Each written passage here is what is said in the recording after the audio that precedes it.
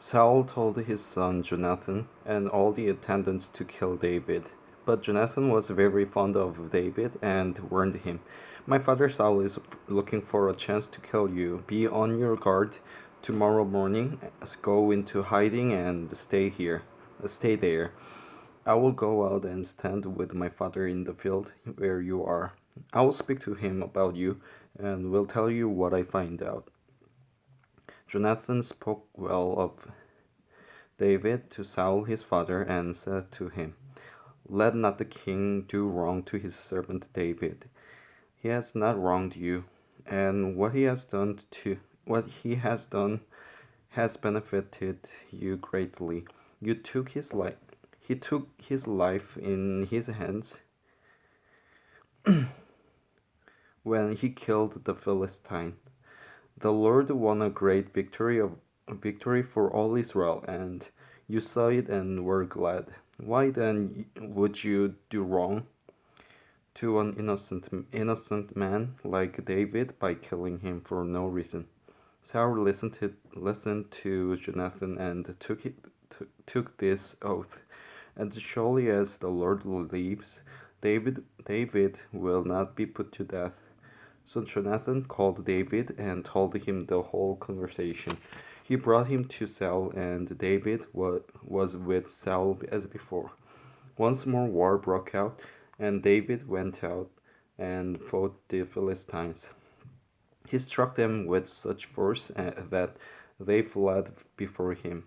But an evil spirit from the Lord came upon Saul as he was sitting in his house with his spear in his hand. While David was playing the harp, Saul tried to pin him to the wall with his spear, but David eluded him as Saul drove the spear into the wall. That night, David made good his escape. Saul sent men to David's house to watch it and to kill him in the morning, but Michal, David's wife, warned him, "If you don't run for your life tonight, tomorrow you will be killed." So Michal let David down through a window, and he fled and escaped. Then Michal took an idol and laid it on the bed, covering it with a garment and putting some goat's hair at the head. When Saul sent a man to capture David, Michal said, "He is ill." Then Saul sent the men back to see with David and told them, "Bring him up to me in his bed so that I may kill him." But when the men entered, there was the idol in the bed, and at the head was some goat's hair. Saul said to Michal, "Why did you deceive me like this and send my enemy away so that he escaped?" Michal told him, "He said to me, 'Let me get away. Why should I kill you?'" When David had fled and made his escape, he went to Samuel at Ramah and told him all that Saul had done to him. Then he and Samuel went to Naioth and stayed there.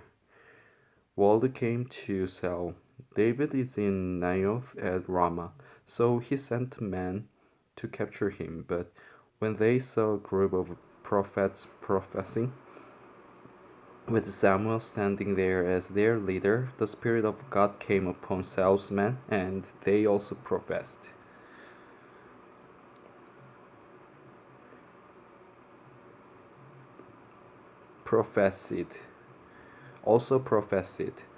Saul was told about it, and he sent more men, and they prophesied too. Saul sent men a third time, and they also prophesied. Finally, he himself left for Ramah, and went to the great cistern at Seku. And he asked, "Where are Samuel and David?" "Over in Naioth at Ramah," they said. So Saul went to Naioth at Ramah. But the Spirit of God came even upon him, and he walked along professing until he came to Naioth. He stripped off his robes and also professed in Samuel's presence. He lay way all that day and night. This is why people say, is Saul also among the prophets? Then David fled from Naioth at Ramah and went to Jonathan and asked, What have I done? What is my crime? How have I wronged your father that he is trying to take my life? Never, Jonathan replied. You're not going to die. Look, my father doesn't do anything, great or small, without confiding in me. Why would why would he hide this from me? It's not so. But David took an oath and said, Your father knows very well that I have found favor in your eyes. And he has said to himself, Jonathan must not know this, or he will be grieved. Yet as surely as the Lord lives, and as you live, there is only a step between me and death. Jonathan said to David, Whatever you want me to do, I will do for you. So David said, Look, tomorrow is the new moon festival, and I'm supposed to dine with the king, but let me go and hide in the field until the evening of the day after tomorrow. If your father misses me at all, tell him. David earnestly asked my permission to hurry to Bethlehem, his hometown, because an annual sacrifice is being made there for his whole clan. If he says, Very well, then your servant is safe, but if he loses his temper, you can be sure that he is determined to harm me. As for you, show kindness to your servant, for you have brought him into a covenant with you before the Lord. If I am guilty, then kill me yourself. Why hand me over to your father? Never, Jonathan said. If I had the least inkling that my father was determined to harm you, wouldn't I tell you? David asked, Who will tell me if your father answers you harshly? Come. Jonathan said, Let's go out into the field. So they went there together. Then Jonathan said to David, By the Lord, the God of Israel, I will surely sound out my father by this name the day after tomorrow. If he is favorably disposed toward you, will I not send you word and let you know? But if my father is inclined to harm you, may the Lord deal with me, be it ever so severely, if I do not let you know and send you away safely. May the Lord be with you, as he has been with my father. But show me unfailing kindness like that of the Lord as long as I live, so that I may not be killed. And do not ever cut off your kindness from my family, not even when the Lord has cut off every one of David's enemies from the face of the earth. So Jonathan made a covenant with the house of David, saying, May the Lord call David's enemies to account. And Jonathan had David reaffirm his oath out of love for him, because he loved him as he loved himself. Then Jonathan said to David, Tomorrow is the new moon festival. You will be missed, because your seed will be empty. The day after tomorrow, toward evening, go to the place where you hid when this trouble began, and wait by the stone Etzel. I will shoot 3 arrows to the side of it, as though I were shooting at a target.